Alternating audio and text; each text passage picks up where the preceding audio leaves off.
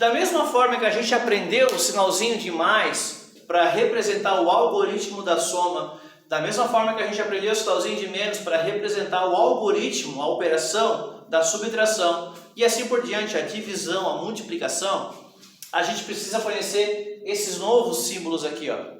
Esses novos símbolos aqui, ó, são para representar essas operações entre conjuntos numéricos. Elemento e conjunto, conjunto e conjunto. Sempre que eu estiver analisando um valor numérico ou um elemento, eu vou identificar se esse elemento ele pertence ou não pertence a um conjunto. Anote aí no seu caderninho de reforço, nessa folha de papel sulfite que você tem aí, que você está usando para trabalhar o assunto de reforço. Nunca eu vou usar esses símbolos aqui de baixo para representar elemento e conjunto. Sempre que eu for representar elemento e conjunto, eu uso pertence ou não pertence. Por exemplo, os cachorros, eles pertencem ao conjunto dos mamíferos? Sim, você viu em ciência, né? Classificação de mamíferos, o que são mamíferos, peixes, aves, assim por diante. Então, os cachorros, eles pertencem, o elemento, cada um desses cachorros, ele pertence ao conjunto dos mamíferos. Agora vamos imaginar o seguinte, que esses cachorros não são mais elementos, não são mais animais soltos, eles estão dentro de um conjunto. Aí dentro desse conjunto tem o Basset, o Poodle, o Labrador, ou seja, eu estou agora analisando o conjunto dos cachorros. Todos os cachorros dentro de um conjunto. E aí a pergunta seria o seguinte, o conjunto dos cachorros pertence ao conjunto dos mamíferos? Eu não posso usar a relação de pertinência, o nome disso. Eu não posso usar a relação de pertinência para relacionar conjunto e conjunto. Vou revisar com vocês. Um cachorro sozinho, fora do conjunto, ele pertence ao conjunto dos mamíferos. Um conjunto pode ser um conjunto apenas de um cachorro. Um conjunto de cachorro pode ser quantos cachorros forem, inclusive um. Se eu relacionar esse conjunto de cães com o conjunto dos mamíferos, eu vou ter que usar a pertinência, ele está contido. Por que ele está contido? Porque dentro do conjunto dos mamíferos, eles têm mais animais. Então, o conjunto dos cachorros, ele é menor do que o conjunto de mamíferos. Lembra da relação da gaveta? A gaveta de cachorros, ela é menor, ela está dentro da gaveta dos mamíferos. Então, eu uso a relação de estar contido. Ou então, se eu estou vindo do maior, que é o conjunto dos mamíferos, eu vou dizer que o conjunto dos mamíferos, ele contém o conjunto dos cachorros. Certo, gente? Eu preciso que você coloque esse dado aí no material de reforço que você está elaborando. Relação de pertinência. Pertence ou não pertence? Apenas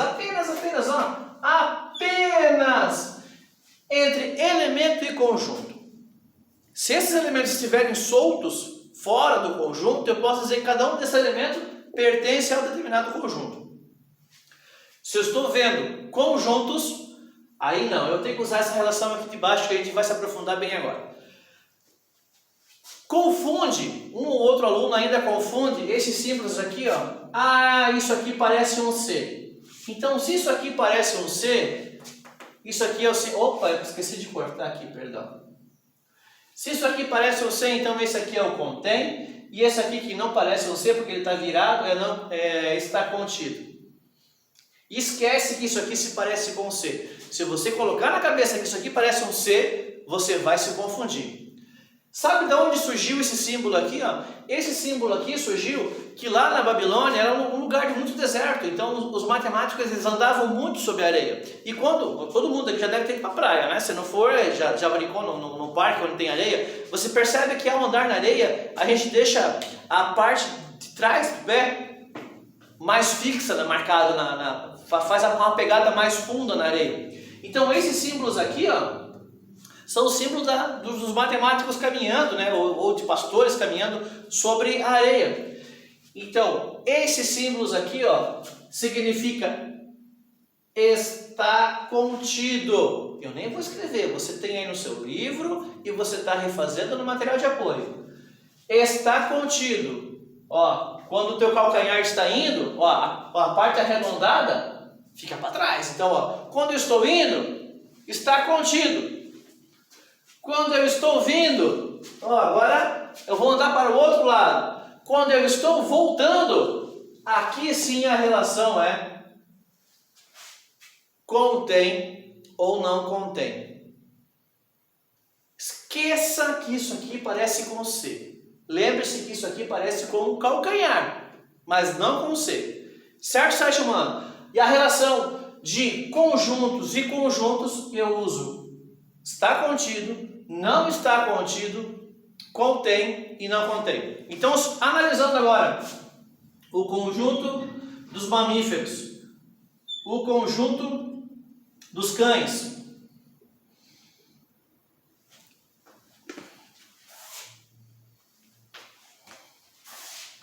o conjunto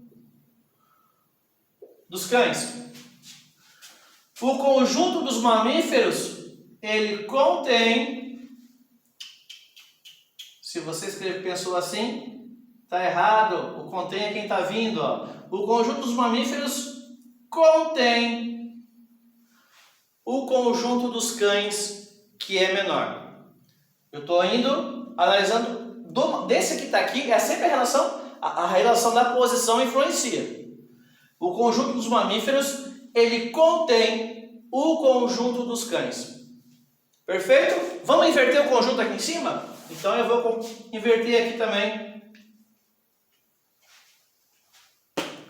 Agora eu vou botar os cães desse lado, ou seja, que é o conjunto menor.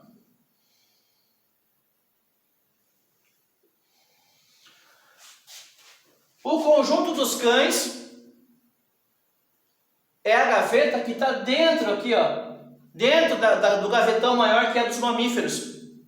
Então, o conjunto dos cães, ele está o quê? O conjunto dos cães está contido no conjunto dos mamíferos. Viu? Se eu inverter a posição aqui dos conjuntos, eu inverto o meu sinal. Vamos fazer mais uma abordagem? Agora, eu não tenho mais um conjunto de cães. Eu tenho apenas um cão, um elemento, um cachorro. Esse cão, vou botar mais para baixo para poder fazer a relação, né? Lembrando, ele é um elemento, não é o conjunto dos cães. É apenas um cachorro. O cachorro, ele pertence ao conjunto dos mamíferos? Sim. Ele pertence. Eu não posso usar a relação de está contido, não está contido, contém, não contém. Fechamos esse assunto, gente? Então, a gente vai fazer um trabalhinho, uma atividade, um exercício, e eu preciso que, se ficou alguma dúvida ainda, manda para o professor Sargento Luciano dos Santos, que eu te ajudo lá no ambiente virtual, na sala de aula nossa. Certo, sétimo ano? Vamos para frente?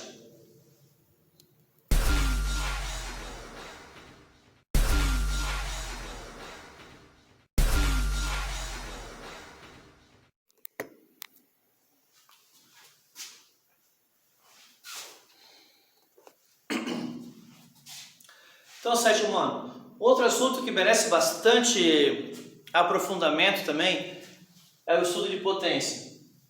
É algo que é novo, vocês viram de forma bem rasa no sexto ano, uma introduçãozinha lá no sexto ano. Agora no sétimo ano a gente revê o assunto e se aprofunda bem. Então, as 4 operações básicas são adição, subtração, multiplicação e divisão. Agora a gente vai trabalhar com as outras 2, que aí a gente vai resolver expressões numéricas, que aí vão envolver essas outras operações aqui, que são o quê? potenciação, que é assunto que caiu na P1, que a gente fez a revisão, e ela não dá, já caiu na P1, por que a gente está revendo? Que assim como o conjunto dos números naturais, a gente tem que saber. A gente tem que saber porque ele vai voltar ali na frente, e se não for bem fundamentado, bem ensinado, bem trabalhado esse assunto, o aluno acaba não entendendo o que está acontecendo lá na frente. Perfeito? Então, olha só, a potência. A potência ela tem algumas regrinhas, mas essas regrinhas, depois que você aprende, você não esquece mais, porque ela tem um sentido lógico. Na matemática tudo tem sentido lógico, mas isso aqui, além de ser lógico, ele é bem visual. Uma estratégia que eu uso, principalmente para o sexto ano, é o seguinte: imagina que isso aqui, ó, isso aqui é um valor que eu vou ter que repetir.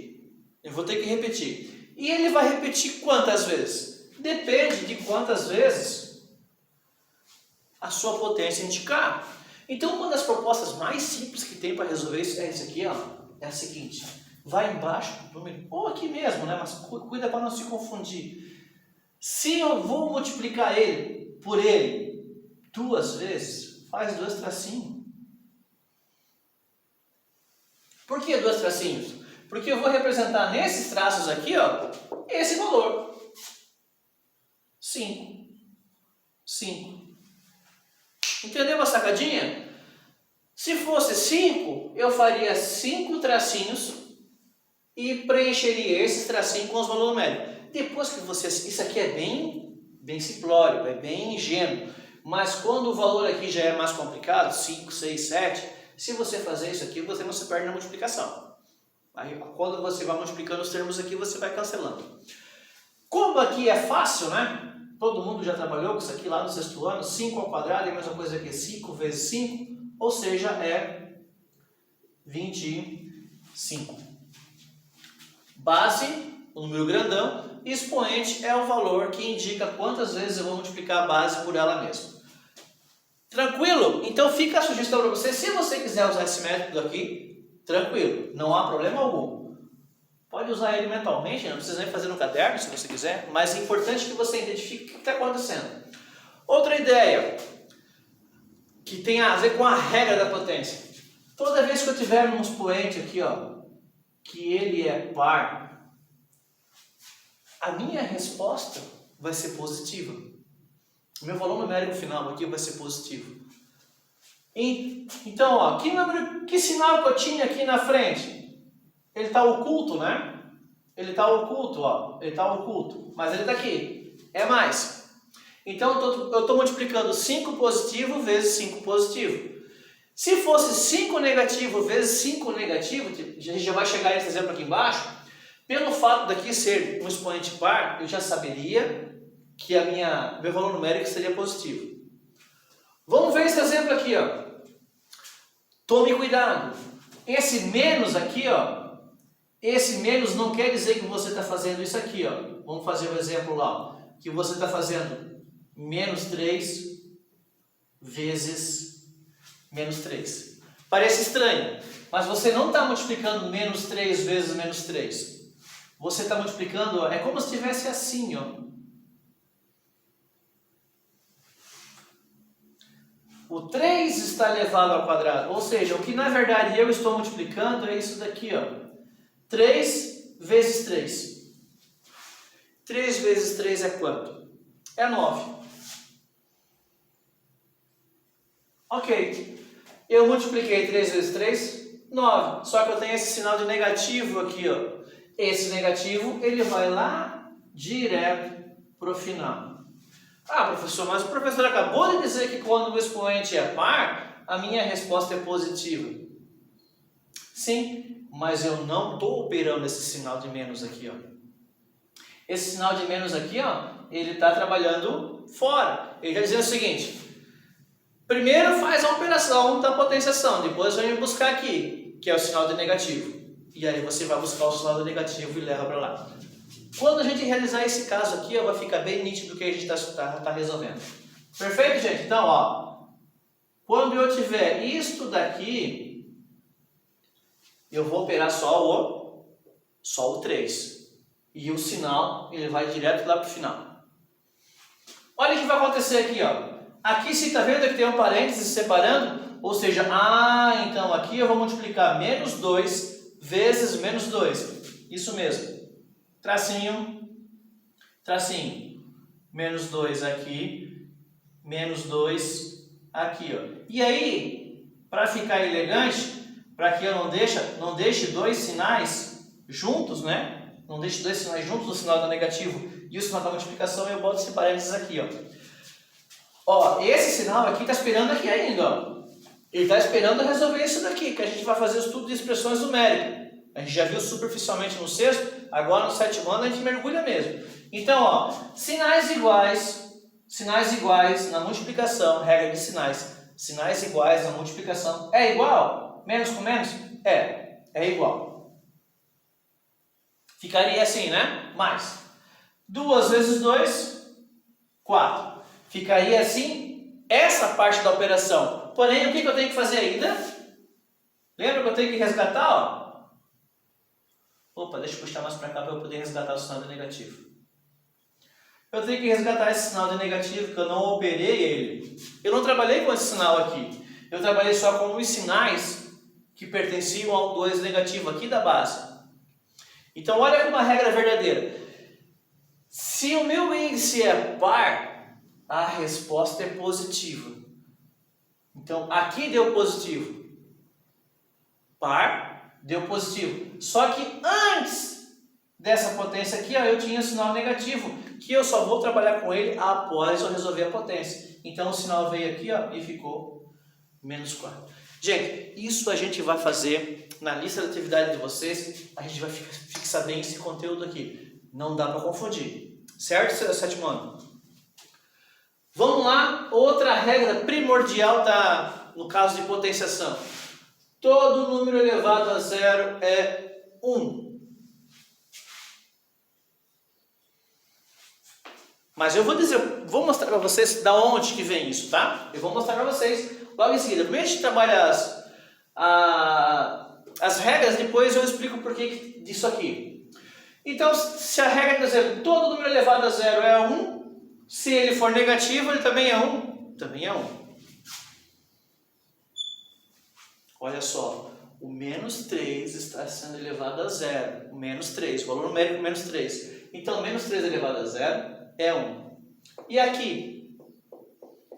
Aqui eu tenho 4 elevado a zero. E a regra me diz, todo número elevado a zero, a minha resposta é 1. Ok, eu resolvi a primeira parte da conta. A primeira parte da conta manda eu resolver a minha potenciação. E depois eu trabalhar com o sinal. Menos 1. Estamos nos preparando para o 10 na P2, gente? Tá fácil? Então, ó, essas regras não vai adiantar você assistir o professor fazendo aqui e aí copiar a atividade do livro qualquer aí e depois mandar o professor achar que sabe. Tem que fazer e tem que mandar a atividade para o professor corrigir. Certo, sétimo ano? Tá acabando. Vamos lá para as últimas 3. Vamos ver se o enquadramento está aparecendo bem ali. Puxar um pouco a câmera para cá. Então aqui, ó. Isso aqui seria, esse valor numérico aqui, ó, seria a mesma coisa que eu abri ele, resolveu de cima e resolveu de baixo. Mas não precisa, né? 3 ao quadrado é quanto? 9. 2 ao quadrado é quanto? 4. Então, ó, a resposta da minha potenciação, 3 ao quadrado 9, 2 ao quadrado 4, 9 quartos. O que aconteceu aqui? 3 meios vezes 3 meios. O assunto que você está vendo aí, né? Nessa semana aí, operações com frações, então eu já tenho condições de explicar o que está acontecendo. 3 vezes 3, 9. Porque a regra de multiplicação de fração diz o seguinte, eu multiplico o numerador com o numerador e multiplico o denominador com o denominador. Não é negativo, né? É positivo. 3 vezes 3, 9, eu multipliquei o numerador. O denominador, 2 vezes 2, 4. Então, para não ficar nenhuma dúvida, você está vendo esse assunto agora, né? Terminando. Opa! Agora não é mais ao quadrado, é ao cubo. Ou seja, eu vou fazer isso aqui, ó, 3 vezes. 1 terço, 1 terço, 1 terço. Fala sério, que esse assunto aqui é brincadeira de criança, né, sétimo ano? Então, multiplica os denominadores. 1 vezes 1, 1. 1 vezes 1, 1. 3 vezes 3, 9. 9 vezes 3, 27. Deixa eu apagar ali que eu quero fazer uma abordagem com vocês agora, lá da regra do par ou ímpar. Aqui a gente comentou sobre o expoente par. Toda vez que eu tiver um expoente par, a minha resposta final vai ser positiva. Quando eu estiver trabalhando com um expoente ímpar, a regra não é o contrário. Digamos assim, quando é par é positivo e quando é ímpar é negativo. Não. A regra me diz o seguinte: quando o expoente é ímpar, ele acompanha o sinal da base. Então, olha só, 1 terço é positivo ou negativo? É positivo. Então, ele fechou 1/27 positivo. Vamos fazer o sinal inverso para como é que ficaria a regra? Eu vou pegar aqui o menos 2/8, depois eu... Não, vou fazer aqui no meio, já que você já fez aí no caderninho de vocês, né? Tá com o seu caderninho? Vamos imaginar isso aqui agora como negativo, esse 1 terço negativo. Então, ó, vamos imaginar que seria isso aqui a nossa operação. Menos 1 terço elevado ao quadrado. Então, como é que fica? Fica 1 terço negativo vezes 1 terço. Eu tenho que abrir parênteses para poder separar os sinais, né? Vou fazer mais espaçado.